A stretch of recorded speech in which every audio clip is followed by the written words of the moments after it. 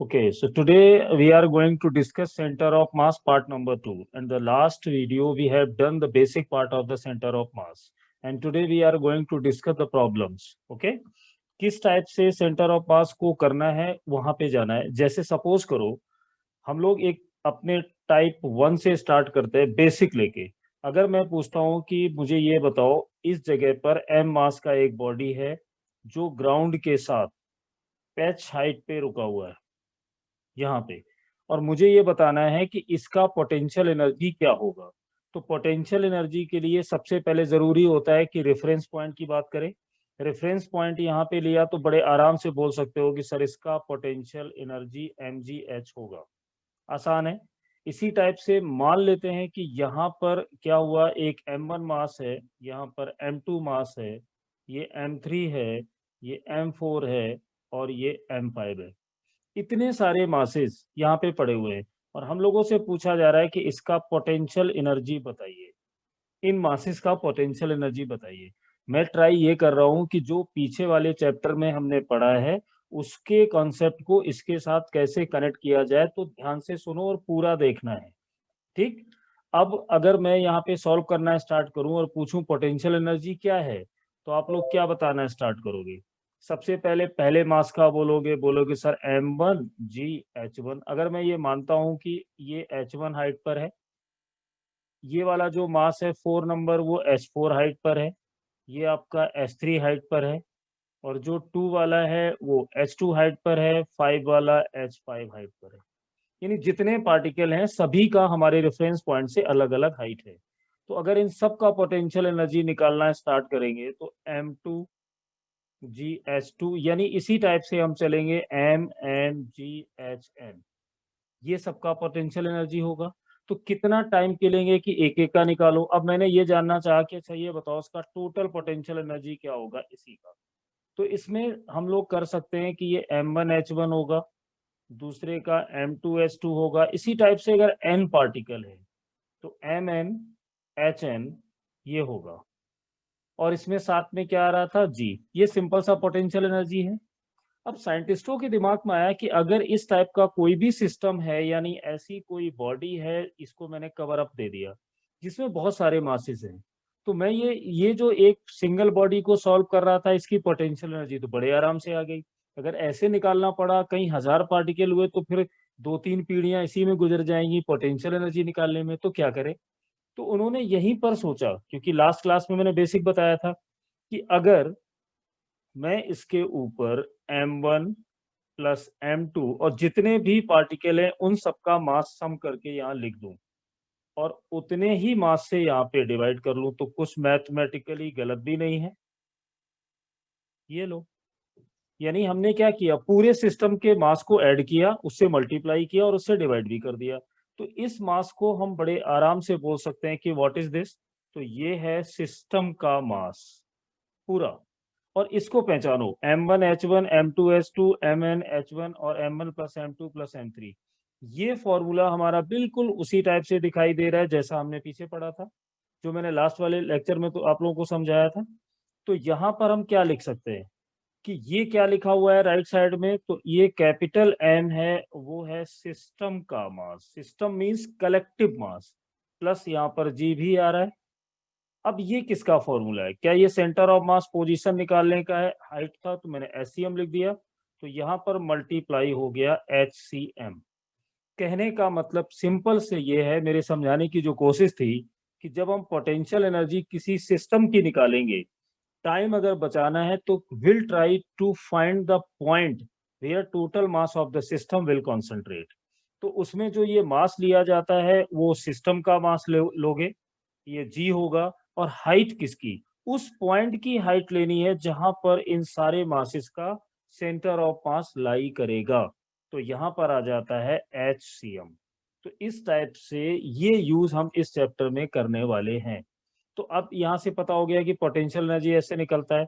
अब मान लो ऐसे बहुत से न्यूमेरिकल आएंगे कि जिसमें एक बॉडी यहाँ पे पड़ी हुई है, कोई कंटिन्यूअस बॉडी है, लेमिना है, स्क्वायर है, कोन है, सॉलिड स्फीयर है, हेमीस्फीयर है, या कोन बना हुआ है, बहुत सारे बॉडी है।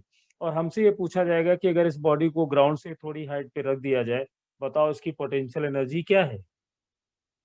तो ये जो सॉलिड स्फीयर है इसका मास सरकमफ्रेंस पर भी है, यानी सेंटर से ऊपर जाओगे वहां भी मास है, सेंटर से नीचे आओगे वहां भी मास है, हर जगह मास फैला हुआ है। तो दिक्कत ये आती है कि जब मैं इसकी हाइट यहाँ से निकालूंगा पोटेंशियल एनर्जी के लिए, तो मैं यहाँ से स्टार्टिंग वाला लूं, या यानी बॉटम का लूं, या टॉप का लूं, या बीच का लूं।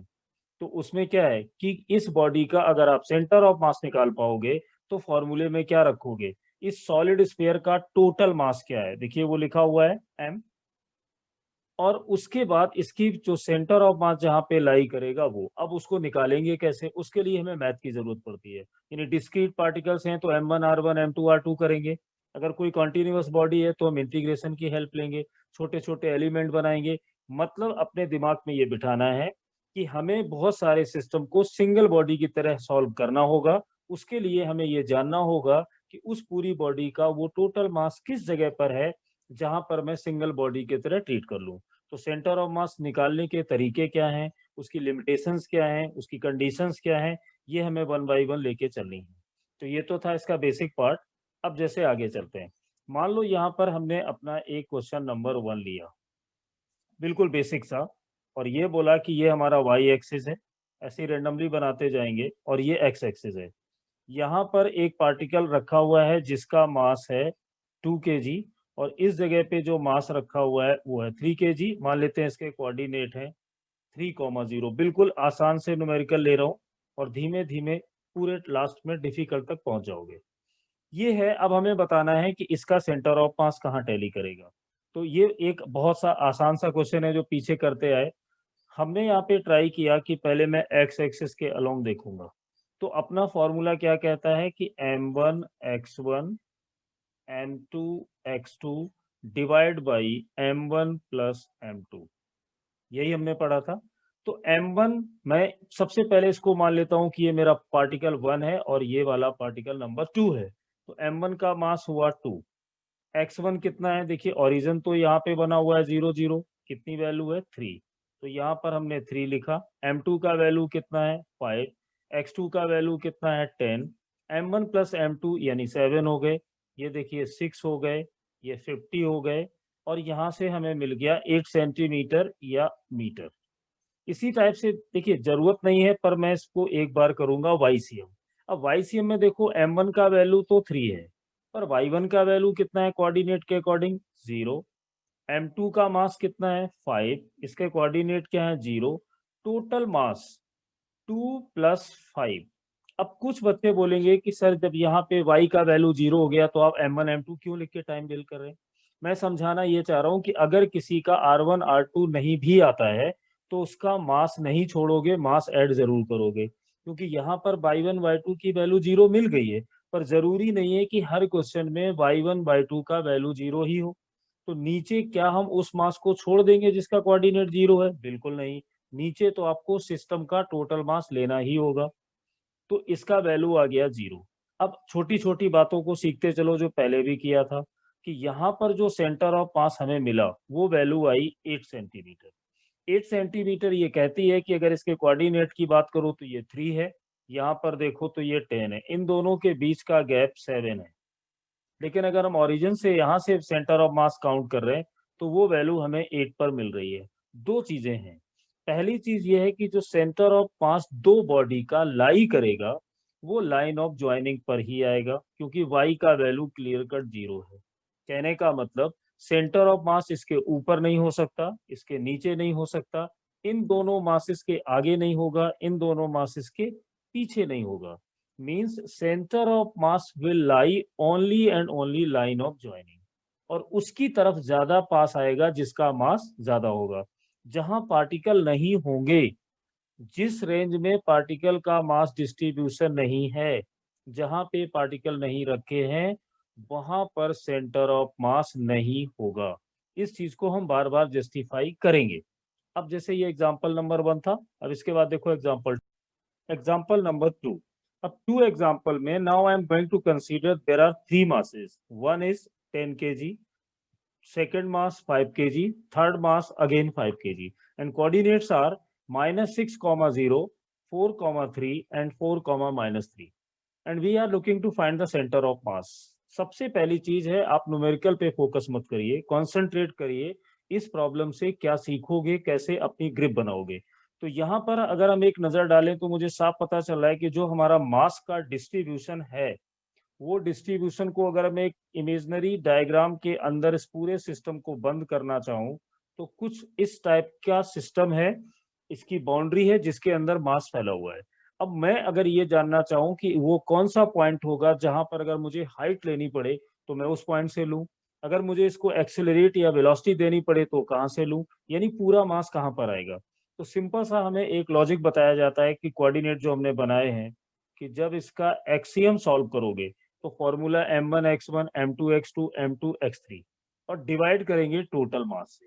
तो इसमें m1 का वैल्यू है 10 केजी, x1 इसके कोऑर्डिनेट देखिए -6 है, प्लस m2 का वैल्यू 5 है और x2 का वैल्यू हमें यहाँ से 4 मिलेगा, प्लस m3 का वैल्यू फिर से मैंने 5 लिया हुआ है और x3 का वैल्यू देखो, तो ये वैल्यू जो फिर से आ रही है वो 4 है। अब इसके टोटल मास पर जाइए, यानी 10 केजी, 5 केजी, 5 केजी।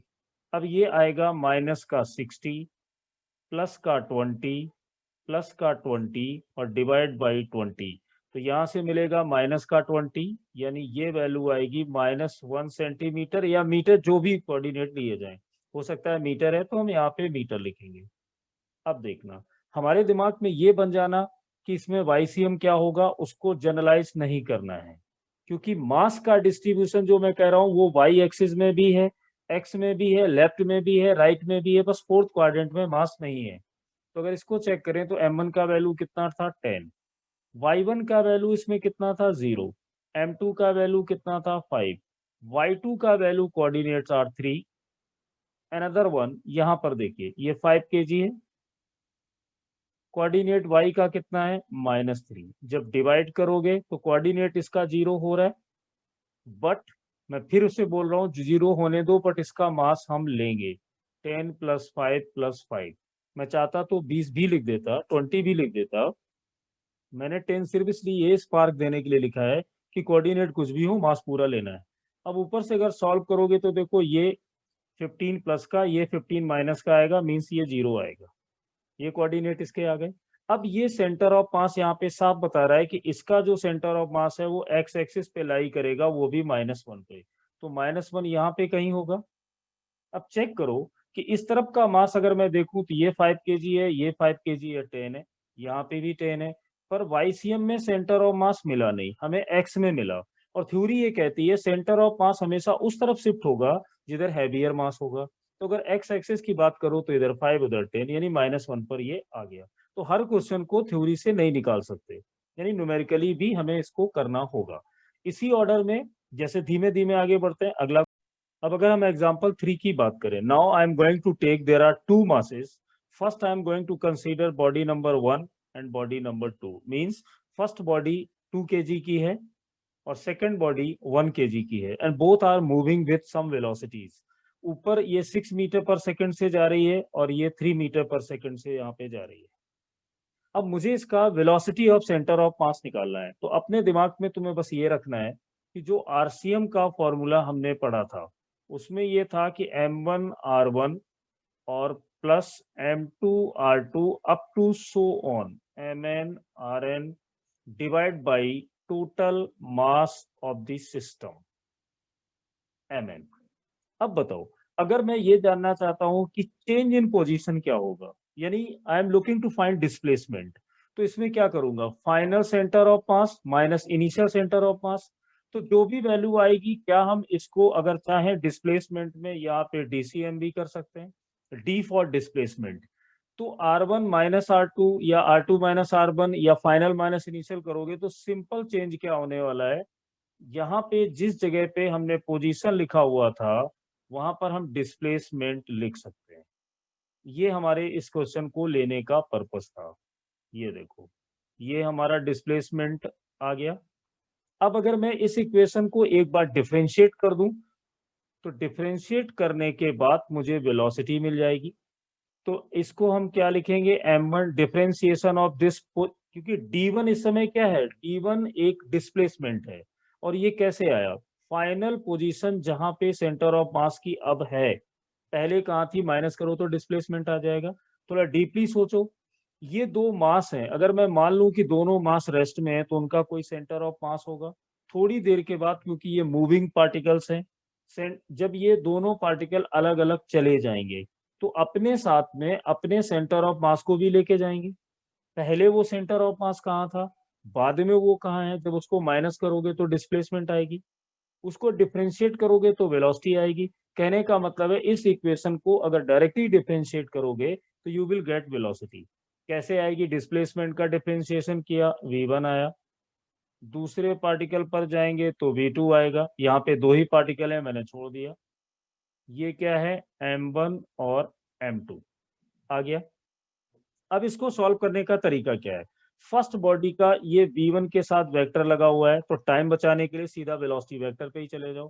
तो अगर हम इसको एनालाइज करें तो हमें यहाँ पे ये दिख रहा है कि मुझे m1 चाहिए, m1 का वैल्यू हमारे पास 2 kg है, हमें m2 चाहिए, m2 का वैल्यू हमारे पास 1 kg है।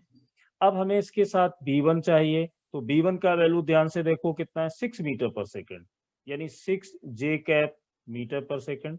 मैं बोल रहा हूँ वेलोसिटी वेक्टर लेने की कोशिश करो हमेशा। तो v2 निकालो, तो ये देखो 3 metre per second but I cap है, आपको वैल्यूज मिल गई।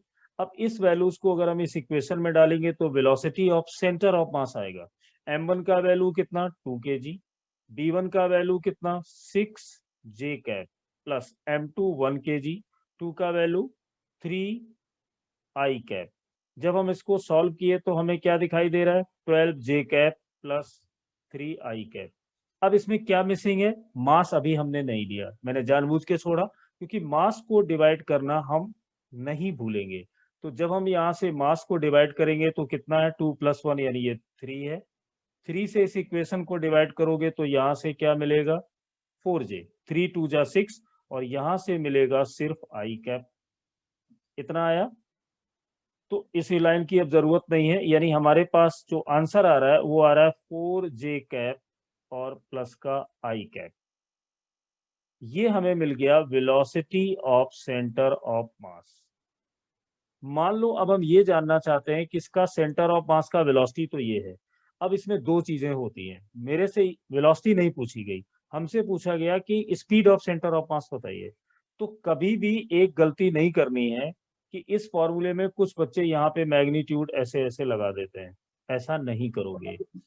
जब भी अगर हम लोगों से ये पूछा जाता है कि स्पीड ऑफ सेंटर ऑफ मास बताइए, तो पूरा पहले इसका वेलोसिटी ऑफ सेंटर ऑफ मास निकालोगे। ऐसा कभी नहीं करोगे कि यहाँ v1 का मैग्नीट्यूड कर दिया, यहाँ v2 का मैग्नीट्यूड कर दिया तो उससे आ जाएगा, नहीं। तो अब अगर मेरे से ये पूछा जाता है कि स्पीड ऑफ सेंटर ऑफ मास बताइए, तो हम इसका मैग्नीट्यूड निकालेंगे, इसका होगा 16 + 1 यानी √17 मीटर पर सेकेंड जो आएगा, that is called speed of centre of mass. दूसरी चीज, velocity of centre of mass अगर है तो velocity always carry two things, direction and magnitude. तो magnitude will give you the speed, पर अगर हमें डायरेक्शन निकालनी है तो वेक्टर में बहुत अच्छी प्रैक्टिस है, tan थीटा y/x करते रहे हो तो 4/1। 4 का वैल्यू हमें आता नहीं है तो हम यहाँ कर देंगे tan इनवर्स 4, ये हमें डायरेक्शन बताएगा। तो ये तीनों चीजों को लेके हमें साथ में जाना है। अभी हमने ये देखा कि जिस तरीके से दो बॉडी का सेंटर ऑफ मास जहां पहले था, अगर वो मूविंग है तो सेंटर ऑफ मास आगे बढ़ेगा, सेंटर ऑफ मास में डिस्प्लेसमेंट होगी, टाइम के साथ डिस्प्ले उसको डिफरेंशिएट करोगे तो वेलोसिटी आएगी, अगर वेलोसिटी को भी एक बार कर दोगे तो एक्सेलरेशन आएगा, ये हमारे दिमाग में फिट है। अगर एक्सेलरेशन की जरूरत हमें पड़ेगी तो हम इस VCM को एक बार डिफरेंशिएट करेंगे तो ये m1 a1 ये m2 a2 बन जाएगा और हमारा काम बन जाएगा। इसी टाइप से अगर एग्जांपल, अब देखो इसमें एग्जांपल नंबर 4, जैसे मैंने यहाँ पे दो क्वेश्चंस बनाए कि x और y कोऑर्डिनेट दिए हुए हैं।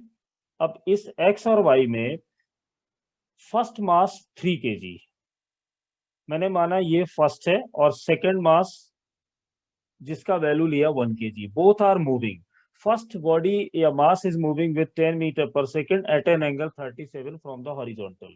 सेकंड ये 30 मीटर पर सेकेंड में 30 मीटर पर सेकंड से मूव कर रहा है और एंगल कितना बना रहा है पॉजिटिव एक्स के साथ 37 डिग्री। ये हमारा फर्स्ट एग्जांपल है। We are looking to find the centre of mass of velocity. तो अब इस वेलोसिटी का सेंटर ऑफ मास निकालने के लिए हमने सबसे पहले जो हमारे दिमाग में क्लिक किया वो था अपना फॉर्मूला कि m1 b1 m2 b2 divide by m1 plus m2 if we have two masses, right? But velocity is a vector quantity, मैंने यहाँ वेक्टर लगाया। अपनी रिक्वायरमेंट्स क्या है? अपनी रिक्वायरमेंट सिंपल है कि m1 यानी मुझे मास चाहिए तो वो है 3 kg।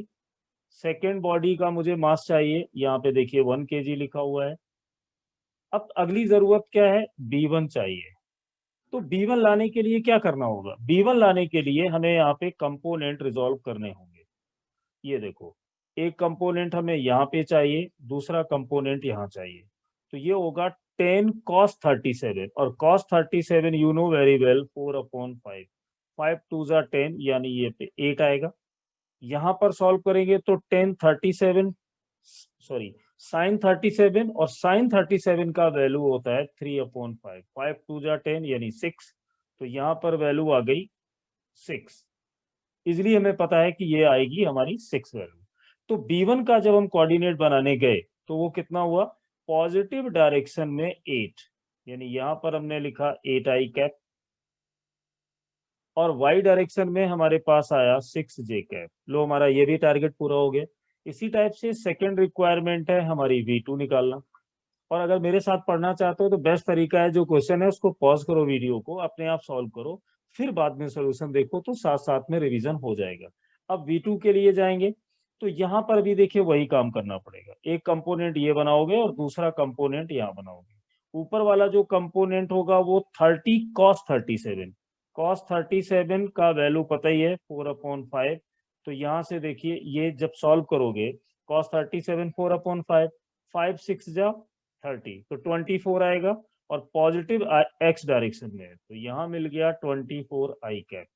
जब हम नीचे की तरफ गए तो ये आया 30 साइन 37। साइन 37 3/5, 5 6 जा 30 यानी ये वैल्यू आ गई 18। But you have to very careful, जो 18 आई है वो नेगेटिव आई में आई है, तो यहाँ पे क्या लिख दिया -18 जे कैप। अपना डेटा पूरा हो गया। अब मुझे चाहिए इसका velocity of centre of mass. तो velocity of centre of mass के लिए m1 लिखना है 3 kg, b1 का वैल्यू कितना है 8i प्लस 6j, m2 का वैल्यू है 1 kg, और v2 का वैल्यू ये लिखा हुआ है 24i cap -18j cap. But you have to very careful regarding mass. Mass हमें ऐड करना है तो 3 + 1, ये देख लो। तो यहां से सॉल्व करेंगे तो ये कितना आएगा 24i cap plus 18j cap plus 24i cap -18j cap divide by 4। अब देखिए 18j कैंसिल, 24 और 24 ये 48i कैप डिवाइड बाई 4। अब ये 4 से इसको डिवाइड करोगे तो कैलकुलेशन करने के बाद जो भी वैल्यू आएगी वो 12i मीटर पर सेकेंड। तो इसका वेलोसिटी ऑफ सेंटर ऑफ मास हमारे पास कितना आ गया 12i cap metre per second. अब ध्यान से देखो, उसी से मिलता जुलता मैंने एक क्वेश्चन यहाँ पे बनाया हुआ है। ये इसमें क्या है, सिर्फ इसको उठा के यहाँ पे रख दिया। यहाँ पे जो velocity of centre of mass आ रही है, यानी जो ये अब इसको न्यूमेरिकल की तरह लेते हो तभी तो फिजिक्स में परेशान रहते हो। हमेशा क्वेश्चन करके आराम से बैठ के देखा करो कि ये हमें बता क्या रहा है। ये हमें ये बता रहा है कि एक ऐसा पार्टिकल था जो 37 कुछ एंगल पर फर्स्ट क्वाड्रेंट में मूव कर रहा था, फोर्थ क्वाड्रेंट में कुछ एंगल पर मूव कर रहा था, और दोनों पार्टिकल मोशन में थे। तो उनका जो सेंटर ऑफ मास है, यानी दोनों के कलेक्टिव मोशन को वन शॉट में, वन टाइम में अगर हम समझना चाहें या सॉल्व करना चाहें तो उसका रास्ता एक है, और वो है उसका सेंटर ऑफ मास का वेलोसिटी निकालिए। जब सेंटर ऑफ मास का वेलोसिटी निकाला तो वो आई कैप में आ रहा है। मतलब ये पार्टिकल तो अलग अलग जा रहे हैं, लेकिन इनका जो कलेक्टिव मोशन है वो पॉजिटिव आई डायरेक्शन में मूव कर रहा है। अब ये मैंने एक होमवर्क दिया हुआ है यहाँ पे, इसी बेस पर इस क्वेश्चन का b1 वेक्टर बनाओगे, v2 वेक्टर बनाओगे, और फिर उसको कैलकुलेट करोगे तो इसका आंसर आएगा 36 जे कैप। यहाँ मैंने इतनी जल्दी क्यों लिखा, क्योंकि जिस टाइप से ये जे कैप कैंसिल हुआ, इधर सॉल्व करोगे आई कैप कैंसिल हो जाएगा, 18 ऐड होंगे तो 36 ही आना है। तो मैंने ऐसे क्विक लगा के यहाँ पे डिसीजन ले लिया। अब ये एग्जाम्पल नंबर हमारा 4 था, इससे सीखा। अब चलते हैं एग्जाम्पल नंबर 5 पर। Example number 5, now I am giving you one fixed triangle. ये एक सिस्टम दिखाई दे रहा है इंक्लाइनेशन का, और इसमें ये जो सिस्टम मैंने दिया है वो फिक्स है, ठीक। इसमें 2 मासेस दिखाई दे रहे हैं, m मास दोनों का सेम है, and if they are released from initial velocity 0, और मैं ये जानना चाहता हूं then find the acceleration of centre of mass. से इसके दोनों मासेस हैं, दोनों मास अलग अलग है इंक्लाइनेशन पर, एक का एंगल 30 है, दूसरे का 60 है, दोनों वहां से छोड़ दिए गए और दोनों मूव करेंगे। अब बताइए इस सिस्टम का जो हमें दिखाई दे रहा है एक फिक्स बेस पे रखे हुए हैं, तो इनका एक्सेलरेशन ऑफ सेंटर ऑफ मास बताइए। तो बेहतर तरीका है यहीं पे वीडियो को पॉज करो और ब्रेक लो और खुद से सॉल्व करो, उसके बाद वापस इस पर आओ कि तुमसे हुआ कि नहीं। चलो, तुम्हारा ट्राई वाला काम खत्म हो गया। अब देखते हैं, ट्राई कर लिया, जो भी है आंसर टैली करो। देखो, यहाँ पर हम सोचने लगे कि अगर मुझे एक्सेलरेशन ऑफ सेंटर ऑफ मास निकालना है, तो अभी पीछे डिस्कस किया है कि पोजीशन से डिस्प्लेसमेंट पर जाओगे, डिस्प्लेसमेंट को डिफरेंशिएट करोगे वेलोसिटी आएगी, वेलोसिटी को डिफरेंशिएट करोगे तो एक्सेलरेशन आएगा। ये तो पुराना फंडा है जो काइनेमेटिक्स में पढ़े हैं। यहाँ पर ऐसे ही तो सोचना है कि बहुत सारे पार्टिकल, उनका एक सिंगल पॉइंट जहां पर टोटल मास है, उस मास को हमने निकालना सीख लिया है। अब हमने काइनेमेटिक्स अप्लाई कर दी, यानी 2 बॉडी को सिंगल बना दिया है। अब इसमें थोड़ा सा दिमाग लगाना है। वो दिमाग क्या है, ध्यान से देखो इसमें क्या करना था। सबसे पहले ये सोचो कि ये एंगल अगर 30 है, ये एंगल अगर 60 है, तो फिर ये एंगल 90 होगा। डायग्राम दिखे ना दिखे पर हम मान सकते हैं, but why, because sum of triangle will be 180। तो अगर ये 180 है, तो अगर हम लोग थोड़ा सा यहाँ पे अलग टाइप से सोचें, तो देखिए क्या करने जा रहा हूँ। यहाँ पर मैंने एक लाइन ड्रॉ किया, ये रहा। अब मैंने एक यहाँ पर लाइन ड्रॉ कर दिया, कौन हमें रोक सकता है, ये लो। अब इसमें सोचो कि थोड़ा सा दिमाग लगाओ, अगर मैं बोल दूं कि ये हमारा एक्स एक्सिस है और ये हमारा वाई एक्सिस है, कोई प्रॉब्लम नहीं है। क्यों? क्योंकि एक्सिस बनाने का रूल क्या है कि दोनों एक्सिस का एंगल 90 होना चाहिए, एक्स वाई जेड आपस में 90 पे होना चाहिए। बनाने के लिए तो हम लेफ्ट में एक्स लें या राइट में एक्स लें, ऐसा कोई बाउंडेशन तो नहीं है। इससे फायदा क्या हुआ? अब ये देखिए एक्स वाई क्वाड्रेंट बिल्कुल क्लियर दिखाई दे रहा है। अब सोचो यहाँ पर एक्सेलरेशन कितना होगा। तो एक्सेलरेशन इंक्लाइंड प्लेन में हमेशा जी साइन थीटा ही होता है। अगर जानना चाहते हो तो देख लो, एक्सीलरेशन का मतलब होता है फोर्स। तो इस एक्स एक्सिस के अलोंग जो फोर्स लगेगा वो होगा mg साइन 30।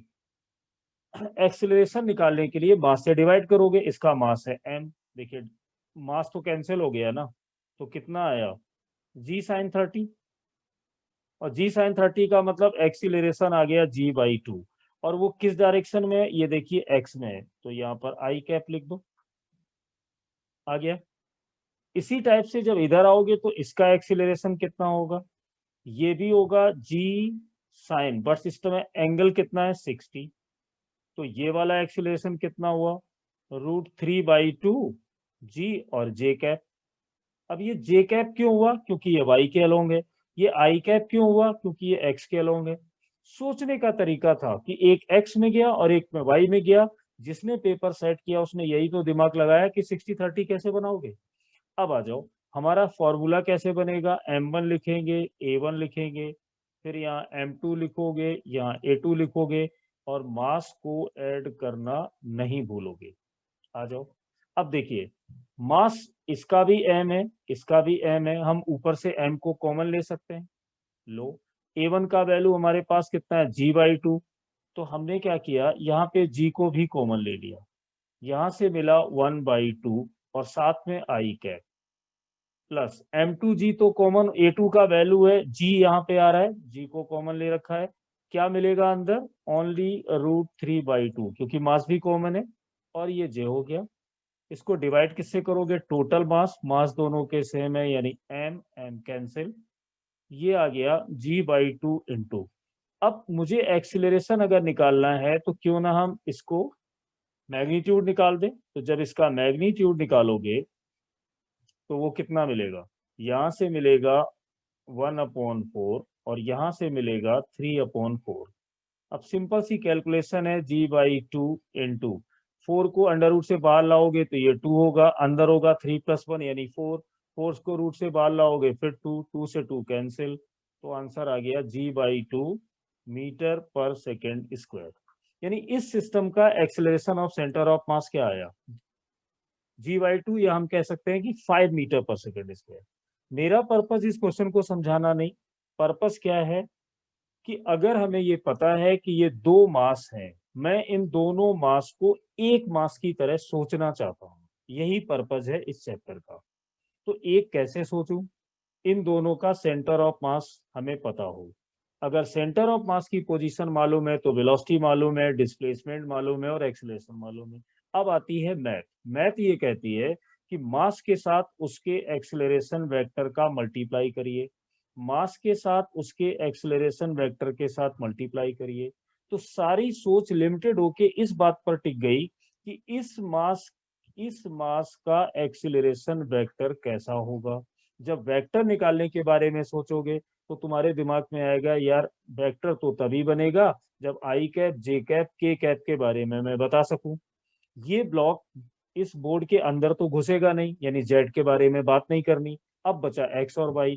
तो एक्स वाई कुछ बच्चे सोचेंगे ऐसे बनाए तो ये वाई ऊपर आएगा, हो सकता है जिसने ट्राई किया हो उसके दिमाग में ये आया हो कि वाई तो ऊपर होगा, एक्स इधर होगा, तो यहाँ क्या बनाओगे, तो वाई फिर इधर कर दोगे, फिर इधर कर दोगे। एक सिस्टम में दो एक्स वाई जेड की डायरेक्शन तो हम नहीं मान सकते कि हमारा मन किया तो मैंने वाई इधर कर दिया, अब मन किया तो इधर कर दिया, नहीं कर सकते। तो तुम्हारा दिमाग सोचते हुए तुम्हें यहाँ लाएगा, अरे भाई एक्स वाई बनाने का रूल तो 90 एंगल पर टिका था, जब ये 30 है ये 60 है तो ये 90 ही होगा। तो अपने आप याद आ जाएगा, चाहो तो इसको एक्स ले लो या कोई फर्क नहीं पड़ता, जहां मैंने वाई लिया तुम उसको एक्स कर दो, जहां मैंने एक्स किया वहां वाई कर दो, पर आंसर तो मैग्नीट्यूड में 5 ही आना है। तो ये था इसको करने का एक तरीका। अब इसी सीरियल में और क्लियर हो जाए एक एग्जाम्पल और देखो। अब देखो एक नया क्वेश्चन, इसको फिर से तुम ट्राई करोगे। इसमें क्या दिया है, there is a inclined plane और ये इंक्लाइंड प्लेन फिक्स है, ठीक। There are two masses, block B having 2m mass, block A having m mass, and there is a coefficient of friction between A and B so that they cannot slip with each other। अगर ये दोनों आपस में slip नहीं करेंगे, इनको release किया जाता है, तो ये इंक्लाइंड प्लेन में डायग्राम के अकॉर्डिंग मूव करेंगे यानी डाउनवर्ड। तो find the acceleration of the centre of मास। अब फिर इसको पॉज करो, फिर सॉल्व करो, फिर वापस आओ।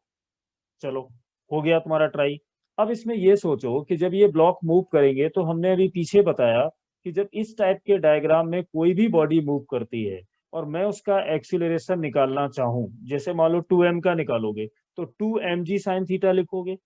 तो उसका जो फोर्स होगा, मान लो सिर्फ मैंने 2m ब्लॉक पे फोकस किया, तो इतना होगा, डिवाइड करेंगे तो इसका मास 2m कैंसिल, यानी एक्सीलरेशन इसका जी साइन थीटा। अगर मैं ये पूरा सिस्टम ले लूं एक साथ, तो मास टोटल कितना होगा, 3m, फिर लिखेंगे जी साइन थीटा। अब डिवाइड किससे करेंगे, 3m से, क्योंकि टोटल मास 3m है। तो 3m फिर कैंसिल। कहने का मतलब ये है कि एक्सीलरेशन जो आएगा वो तो भाई जी साइन थीटा ही आएगा, चाहे स्मॉल m का हो चाहे वो 2m का हो। यानी इंक्लाइंड प्लेन में अगर कोई बॉडी रखी है, फ्रिक्शन अगर नहीं है किसके बीच में, इंक्लाइनेशन प्लेन और 2m ब्लॉक के बीच में, तो एक्सेलरेशन जी साइन थीटा ही रहेगा। हाँ, अगर कॉफिशिएंट ऑफ फ्रिक्शन दिया है, रफ सरफेस है, तो चेंज हो सकता है। अब एक्सीलरेशन हमें मालूम हो गया, अपना टारगेट था एक्सीलरेशन ऑफ सेंटर ऑफ मास निकालना। हम फिर अपने बेसिक के पास गए कि m1 a1 और m2 a2 डिवाइड मुझे करना है m1 प्लस m2 के साथ। अब यहाँ पर दो बॉडी है, a को मान लो 1, b को मान लो 2 सपोज। तो m1 का मास कितना m, देखिए डायरेक्ट करोगे हो सकता है गलत हो, प्रोसेस के थ्रू ही जाना है। a1 कितना होगा इसका, g sine theta, plus m2 आपका कितना है 2m, तो यहाँ लिख दो 2m। a2 एक्सेलरेशन तो इसका भी होगा g sine theta, divide by m plus 2m। ऊपर देखिए 2 mg sin theta mg sin theta, how much 3 mg sin theta divide by 3m, cancel हो गए, तो ये देखिए g sin थीटा, यानी इसका जो सॉल्व होके एक्सेलरेशन ऑफ सेंटर ऑफ मास आया वो भी g sin थीटा है, जो हमें लॉजिकली भी दिख रहा था g sin थीटा होगा। इसी टाइप से कुछ क्वेश्चंस खुद से ट्राई करोगे कि जैसे यहाँ पे पुली है, एक मास m दे दिया जाए और दूसरा मास 4m दे दिया जाए और पूछा जाए एक्सीलरेशन ऑफ सेंटर ऑफ मास बताइए, तो इसको लॉज ऑफ मोशन की तरह ट्रीट करोगे, एक्सीलरेशन तो निकाल ही लोगे। अगर निकालना भी चाहो तो डिफरेंस इन वेट होता है, कितना होगा 3mg, क्योंकि 4 में से m जाएगा, टोटल मास कितना होगा 5m, तो यहाँ से कैंसिल, तो ये बहुत जल्दी आ जाएगा 3g/5 इसका एक्सेलरेशन है। अब सेंटर ऑफ मास में क्या करना है, जो हैवी है वो नीचे जाएगा, जो लाइट है वो ऊपर आएगा, तो m1a1 करोगे तो एक बार 3g/5 को पॉजिटिव लोगे, यानी आई कैप जे कैप पॉजिटिव, दूसरे वाले को नेगेटिव वैल्यू डालोगे, फिर से आंसर आ जाएगा। मतलब कहने का ये था कि अगर हम अपने बेसिक को ही फॉलो करें m1 a1, तो ये हो क्या रहा है, इसको अगर न्यूमेरिकल की तरह देखोगे कि यार ये क्वेश्चन है वो क्वेश्चन है और सिर्फ क्वेश्चन ही करोगे तो फिजिक्स नहीं आएगी। हमेशा ये सीखने की कोशिश करो कॉन्सेप्ट, क्योंकि हजारों लाखों क्वेश्चन बुकों में दिए, कोई नहीं कर सकता पूरे, तो जिसके कॉन्सेप्ट अच्छे हैं उसको कोई प्रॉब्लम नहीं है। जैसे मान लो मैं एक और एग्जांपल यहाँ पे लेता हूँ। अब देखो एक ये एग्जांपल बना हुआ है, यहाँ पर there is a square, there are 4 masses A, B, C, D. All are having same mass, 1 kg, 1 kg, 1 kg, 1 kg. But they are having different kind of acceleration. Mass A is moving with acceleration 1 meter per second square, B 3 meter per second square, 5 meter per second square, 7 meter per second square. And we need to calculate acceleration of the center of mass. या इस question में जरूरी नहीं है कि acceleration हो, मैं इसको वेलोसिटी में चेंज कर सकता हूँ, 1 metre per second, 3 metre per second, 5 metre per second, 7 metre per second. अब मुझे इस पूरे अरेंजमेंट का एक्सेलरेशन बताना है, तो इसको न्यूमेरिकल की तरह नहीं, ऐसे सोचो कि बहुत सारे पार्टिकल ना एक स्क्वायर में घूम रहे हैं, ये एक स्क्वायर है जिसकी साइड्स इक्वल है, तो अगर मैं ये चाहूं कि इस पूरे पार्टिकल को अपने काइनेमेटिक्स में ले जाऊं, और किसी ने पूछा कि यार ये 4 पार्टिकल हैं, हो सकता है यहाँ कारें बनी हो सकता है यहाँ साइकिल मूव कर रहे हो सकता है यहाँ पेडेस्ट्रियन जा रहे हो, और हमें उसको एक सिंगल पार्टिकल में बनाना है, मतलब ये पूरा सिस्टम, पूरा अरेंजमेंट कितने एक्सेलरेशन से जा रहा है, तो अगर डायरेक्ट सोचोगे तो तुम्हारे सर में दर्द होगा। सिंपल से लॉजिक पे जाओ कि यहाँ पर m1 हो या m2 हो या m3 हो या m4 हो, सभी का वैल्यू 1 kg है। अब हमें अगर एक्सीलरेशन इसका बताना है, तो हमारा बेसिक क्या कहता है कि m1 a1 लिखोगे विद वेक्टर, m2 a2, और अप टू कहां तक जाओगे m4 a4, और डिवाइड करना नहीं भूलोगे m1 प्लस m2 और प्लस m4। चलिए अब हमें जरूरत किसकी है, a1 की, कोई जल्दी नहीं है, तो क्या हम यहाँ बता सकते हैं कि जो a1 का वैल्यू होगा वो 1 मीटर पर सेकेंड स्क्वायर का मतलब आई cap metre per second square दिया हुआ है। अगर हमें a2 जानना है तो क्या वो 3 जे कैप माइनस में मीटर पर सेकेंड स्क्वायर दिया हुआ है, मतलब सिंपल यूनिट वेक्टर का मजा लो। इसी टाइप से जब a3 पर जाओगे तो क्या वो 5 निगेटिव साइड में जा रहा है, यानी आई minus metre per second square दिया है। क्या A4 का वैल्यू 7 पॉजिटिव जे मीटर पर सेकेंड स्क्वायर दिया हुआ है, आराम से चेक कर लो, पहला पॉजिटिव आई कैप, दूसरा नेगेटिव जे कैप, तीसरा नेगेटिव आई कैप, फोर्थ पॉजिटिव। अब इसकी वैल्यू रखो, देखिए यहाँ पे 1 है, सभी में 1 है, लिखने की जरूरत नहीं है। A1 कितना आएगा आई कैप, A2 की वैल्यू कितनी है -3 जे कैप, A3 की वैल्यू कितनी है माइनस, पर जल्दबाजी नहीं करनी है, A4 की वैल्यू हमारे पास कितनी है 7 जे कैप, और टोटल मास कितना होगा 1 + 1 + 1 यानी 4। अब इसको कर लो यहाँ पे कैलकुलेट, तो देखो आई कैप 3 जे कैप आई कैप यानी 4 जे, 4 4 से ये सब डिवाइड होंगे तो ये आएगा -आई कैप और ओनली जे cap metre per second square. क्या था इसमें? अब हमें क्या मालूम पड़ गया? अब थोड़ा इसको समझो, कितने मैग्नीट्यूड से ये जा रहा है। तो अगर हम ये जानना चाहते हैं कि एक्सीलरेशन का मैग्नीट्यूड क्या है, तो यहाँ पे 1 यानी √2 आने वाला है। अब मुझे ये पता करना है कि चारों जो इधर उधर घूम रहे थे, फाइनली इनका वेलोसिटी क्या होगा। तो डायरेक्शन निकालनी हो तो क्या करोगे, tan theta y upon x की तरफ जाएंगे तो 1/-1, यानी ये -1 आने वाला है। तो एंगल ट्रिग्नोमेट्री डालेंगे तो में और भी एनालिसिस हो जाएंगे। तो ये जो अभी क्वेश्चंस का था, मैंने एक तुम्हें फ्लो बताया है कि सेंटर ऑफ मास में कैसे हम क्वेश्चंस करेंगे। इसका नेक्स्ट पार्ट जो अब अल्टरनेट डेज पे मिलेगा ही मिलेगा, उसमें बात करेंगे इसके उन थ्योरेटिकल पॉइंट्स की, उन डिस्कशन की जो स्टेटमेंट वाले क्वेश्चंस होते हैं, जो हमारे दिमाग में तुरंत क्लिक नहीं करते। अगर कुछ डिस्कशन हमें करा दिया जाए तो इस तुरंत क्लिक करेंगे। तो अगला वाला पार्ट इससे ज्यादा इंपॉर्टेंट होगा, उस पर आएंगे नेक्स्ट लेक्चर में। Okay, thank you.